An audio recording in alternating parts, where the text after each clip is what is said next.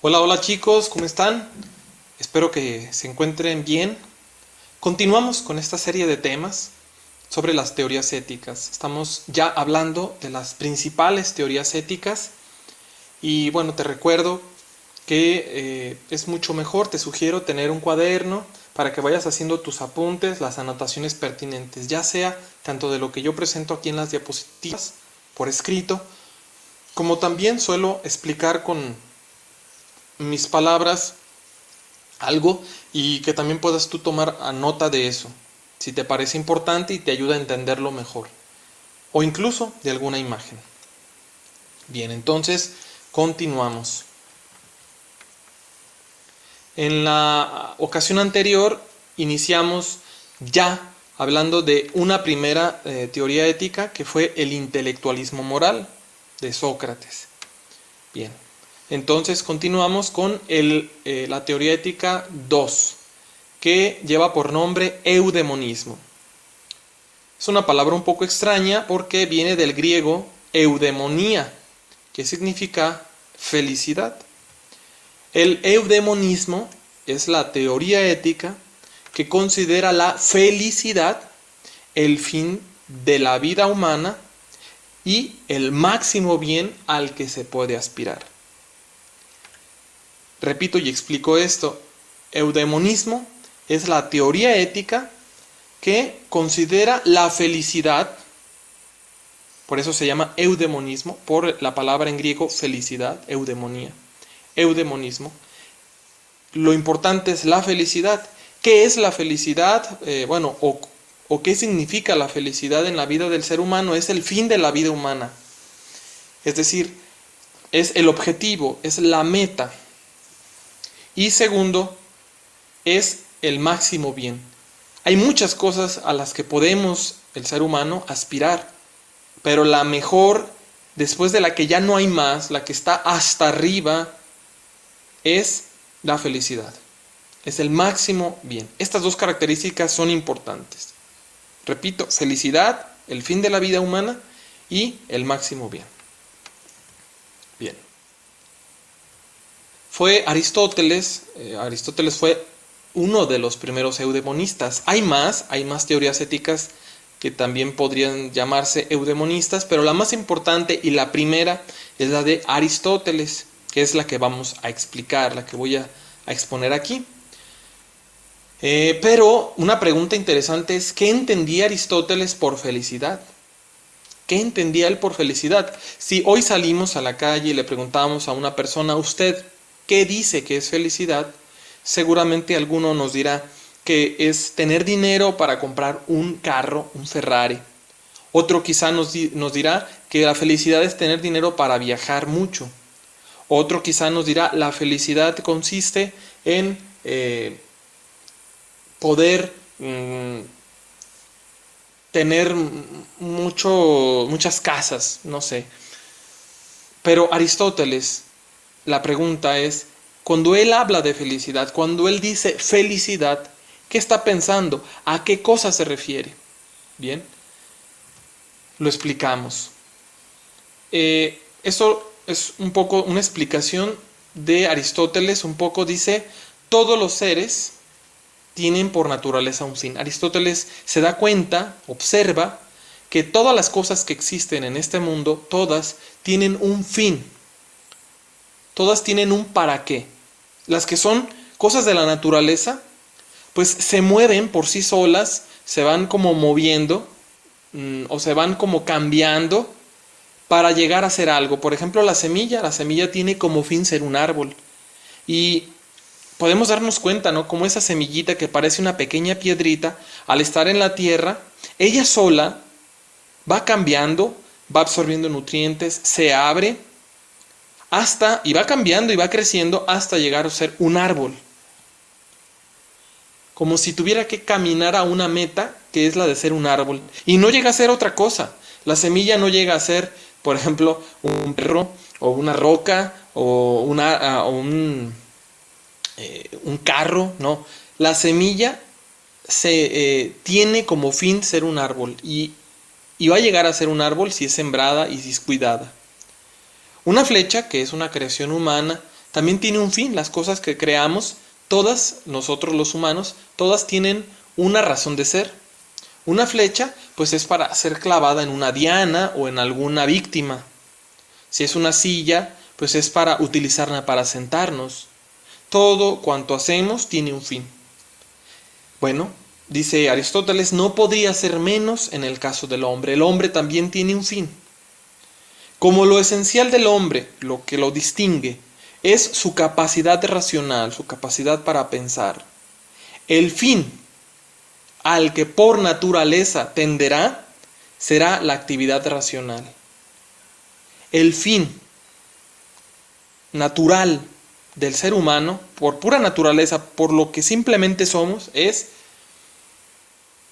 una actividad racional, pensar, usar la capacidad que tenemos para razonar, utilizarla. Así pues, y aquí subrayo esto que sigue, que es muy importante. Así pues, la máxima felicidad del ser humano residirá en lo que le es esencial por naturaleza. Es decir, su felicidad, la felicidad del ser humano, ya ven que decía hace un momento, ¿qué entiende él por felicidad? Porque él dice, el ser humano debe ser feliz, el ser humano su fin es ser feliz. Bueno, ¿pero qué es ser feliz? Lo siguiente, 1, la vida contemplativa, es decir, el ejercicio teórico de la razón en el conocimiento de la naturaleza y de Dios. En otras palabras, como es un ser inteligente, por naturaleza su felicidad vendrá de utilizar esa inteligencia para conocer, para aprender. Conocer todo, la naturaleza, conocer a Dios, conocer todas las cosas que le sea posible conocer. Esa es la felicidad. Ser lo que es, utilizar su capacidad intelectual. Y segundo, continúo allí, dice, y en la vida virtuosa, que se caracteriza por la elección del término medio entre dos extremos, el exceso y el defecto. También la felicidad del ser humano vendrá en tener una vida virtuosa, es decir, una vida llena de virtudes. Amor, justicia, prudencia, paciencia, respeto. Esa es también la felicidad del hombre. Si tú le preguntas entonces a Aristóteles, ¿usted qué dice? ¿Cómo debemos actuar? Aristóteles nos va a decir pues que tenemos que buscar la felicidad. Todos debemos buscar ser felices. Y si además le preguntas, pero ¿usted qué quiere decir con felicidad? Él te va a decir, usar nuestra capacidad de inteligencia. Usarla. Ya la tenemos, pero ahora usarla. Conocer el mundo, conocer todo cuanto tenemos. La actividad racional. Y en segundo, tener una vida virtuosa, una vida de virtudes. Y además, allí explico esto final. Aristóteles dice que la virtud se encuentra o es el término medio. ¿Qué quiere decir esto? Sí, que una virtud la vamos a encontrar entre dos extremos. El ejemplo que él usa es el caso del miedo, de la cobardía. Alguien que es muy miedoso, alguien que no se anima a hacer nada, que no se anima, por ejemplo, a salir a la calle, a poner un negocio, a casarse o a estudiar una carrera. Alguien que no se anima a hacer nada, le decimos cobarde, tiene cobardía. Ese es un extremo, la cobardía. Pero del otro extremo, Aristóteles dice, tenemos a las personas que son valientes, pero exageradamente, y que no miden peligros. Por ejemplo, alguien que va y no tengo miedo ni siquiera a un león y se mete en una jaula, cuando realmente el león es peligroso, realmente es peligroso. O aventarse, por ejemplo, de un avión sin paracaídas, eso es totalmente tonto. Usar la inteligencia en nuestras acciones de la vida diaria también nos hace encontrar que no debemos tener excesos tontos. Y entonces Aristóteles dice, la virtud, cualquier virtud la vamos a encontrar en el término medio. En este caso, de un lado tenemos en un extremo la cobardía. Del otro lado, en el otro extremo, tenemos la temeridad. Pero en medio está la valentía sana. Así es como explica Aristóteles las virtudes. Bien. Continúo entonces ahora con otra teoría ética. También te recuerdo que si en algún momento crees conveniente parar este video para tomar tus apuntes, lo puedes hacer.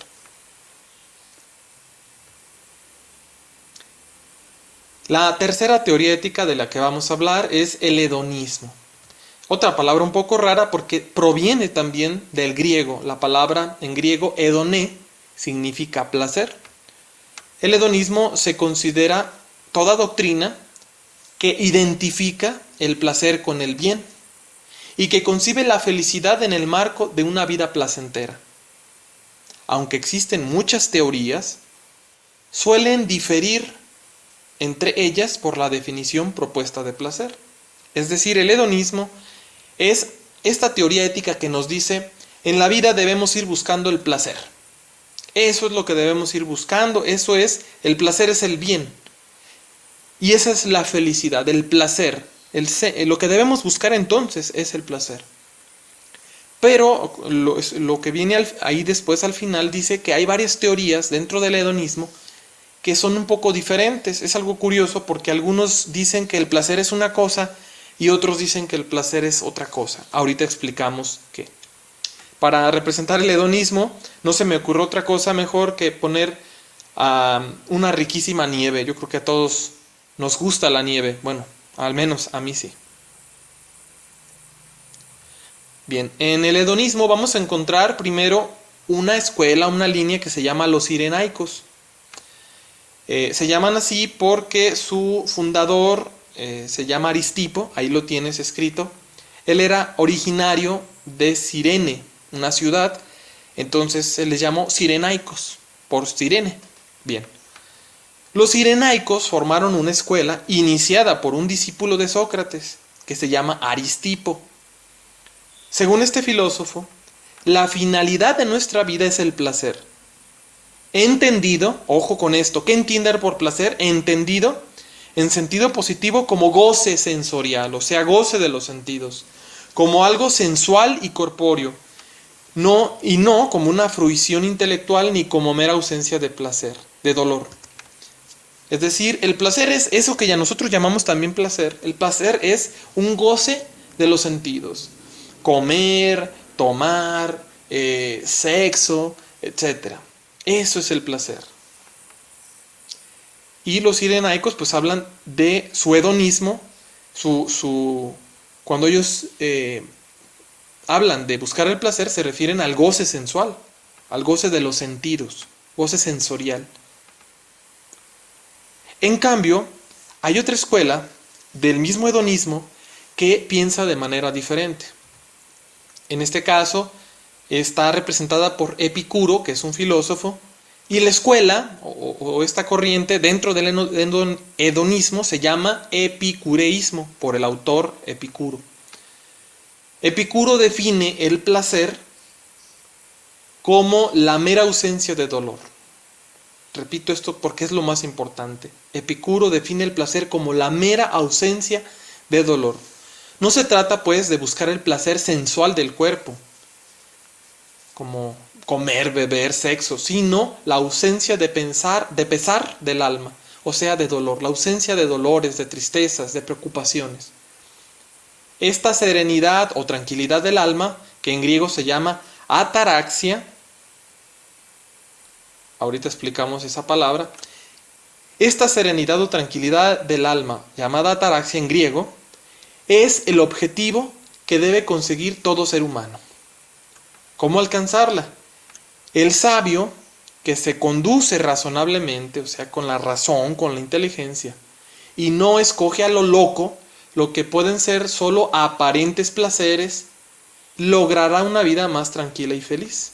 Es decir, el Epicuro dice, es hedonista porque él dice que hay que buscar el placer, pero cuando él dice placer significa huir del dolor, huir de todo lo que sea dolor, que sea pesar, que sea intranquilidad, para poder tener tranquilidad, tener paz y serenidad, para poder tener ataraxia.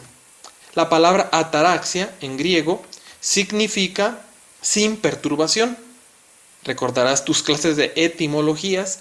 A en griego es usado para indicar ausencia y taraxia significa perturbación. Es la ausencia de perturbación, la ausencia de agitación, la ausencia de desorden, de confusión, de barullo, de inquietud. Y Epicuro dice, porque una persona que es inteligente va a usar pues esa inteligencia y va a darse cuenta que aunque hay placeres sensoriales, aunque hay placeres como el comer mucho, el beber sin medida o el sexo desordenado, o por ejemplo ahora las drogas, se dará cuenta de que después le van a traer muchos problemas. Se hará alcohólico, o quizá comer mucho después le dé indigestión y le dé dolores de estómago o una infección, o el que se droga se haga un adicto y después hasta se muera. Entonces alguien que es sabio, que se conduce con su inteligencia, alguien que es inteligente, va a huir también de esos placeres sensoriales, de los sentidos, pero para alcanzar el placer de la serenidad, de la paz, de la ataraxia. ¿Sí? ¿Te das cuenta qué diferencia hay entre el hedonismo de los cirenaicos? Hablan del hedonismo, del placer de los sentidos, y Epicuro en cambio habla del hedonismo, del placer, pero de la ataraxia, de la tranquilidad, del alma. Bien, continuamos. Tenemos ahora la cuarta teoría ética que lleva por nombre estoicismo. En un sentido amplio, así hablando muy en general, pueden considerarse estoicas todas las doctrinas éticas que defienden la indiferencia hacia los placeres y dolores externos y la austeridad en los propios deseos. Es decir, todas esas teorías éticas que defienden que ante los placeres o ante el dolor no hay que hacerles caso, hay que ser indiferentes. No le hagas caso al dolor, no le hagas caso, ignóralo. No le hagas caso a los placeres, ignóralos. Todas esas éticas, esas teorías éticas, se les llama estoicistas. Pero hay una muy en especial, que es de donde nació el estoicismo, las teorías éticas estoicistas. Y en un sentido estricto, es decir, la palabra usándola más estrictamente, en un caso muy específico y peculiar, es la corriente iniciada por Zenón de Sitio, un filósofo griego también. ¿En qué consistía el estoicismo de Zenón de Sitio? Bueno, la ética estoicista de Zenón se basa en una particular concepción del mundo. El mundo, se encuentra gobernado por una ley o razón universal, logos, que determina el destino de todo lo que en él acontece. Lo mismo para la naturaleza que para el ser humano. Esa es una creencia que tienen tuvieron los estoicos con Zenón. Ellos inician pensando, o una de sus creencias es que el mundo está gobernado por una ley, por una razón universal. Una razón es como una inteligencia universal. No le llaman Dios, pero sí como una inteligencia, que es ley, y que determina ya el destino de todo lo que debe acontecer. Ya está escrito, en otras palabras, el destino. Ya está escrito todo lo que debe pasar, y también para el ser humano. Continúo leyendo, por lo tanto, el ser humano se halla limitado por un destino inexorable, que no puede controlar y ante el que solo puede resignarse. Si el destino ya está escrito, si el destino ya está determinado por esa ley o razón universal, ¿qué le queda al ser humano ante eso? Pues no lo puede controlar y solo le queda resignarse. ¿Sí? Hasta aquí todavía no hemos tocado propiamente, directamente, lo ético. ¿Y esto qué tiene que ver con nuestro actuar? Mucho, al menos para el estoico, para la escuela de Zenón, el estoicismo. Bueno, esta es la razón de que la conducta correcta solo sea posible en el seno de una vida tranquila, conseguida gracias a la imperturbabilidad del alma, en griego, apatheia. Es decir, mediante la insensibilidad hacia el placer y hacia el dolor. que sólo será alcanzable en el conocimiento y la asunción de la razón universal o destino que rige la naturaleza y por tanto en una vida de acuerdo con ella. En otras palabras, ya que el destino está escrito por esta ley o razón universal, y ya que no podemos hacer nada y que solo nos queda resignarnos, ¿cómo debemos actuar? ¿Cómo debe ser nuestra conducta? ¿O cuál es lo correcto? La conducta correcta entonces será vivir sin perturbaciones, buscar no perturbarnos. En griego, imperturbabilidad es apatheia, que da origen en español a una palabra que tú y yo usamos a veces y es apatía. Apatía significa que no ponemos atención ni a los placeres ni a los dolores. La figura, la imagen, para entender mejor un estoico, es como un soldado que está en medio de la lluvia. Estará lloviendo, estará relampagueando, y ese soldado no se mueve de ahí. Ignora, no hace caso a las cosas dolorosas o incómodas de la vida.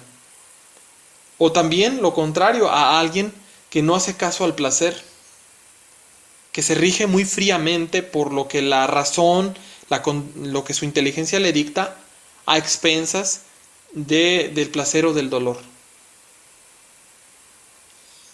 Esta es la escuela del estoicismo que se originó con Zenón y que dio origen a los estoicos que hoy existen, porque hoy está muy de moda el estoicismo, aunque no lo creas. Hay, por ejemplo, en internet quienes hablan mucho del estoicismo y de ser estoico. Hay gente hoy que cultiva una conducta estoica. Por ejemplo, ante la muerte de un ser querido, quieren aprender a no llorar tanto, a no dejarse llevar tanto por el dolor. O también alguien que quiere frenarse en muchas cosas y aprender a ser fuerte, como los soldados, como la policía, así como aprender a ser como más fríos, como los médicos también. Un médico que tiene que ser un poco estoico, por ejemplo, con sus pacientes, cuando ve sangre, cuando lo ve que se convulsiona. Pero él no debe ahí ponerse a llorar y sentirse mal y me siento mal, no. Tiene que ser frío, tiene que ser estoico. Imperturbabilidad, apatheia. Bueno, espero que hasta aquí se haya entendido. De cualquier manera, si hubiera alguna pregunta, puedes hacerla saber. Bien, chicos, pues hasta aquí terminamos con estas teorías éticas. Que estén bien, cuídense, hasta pronto.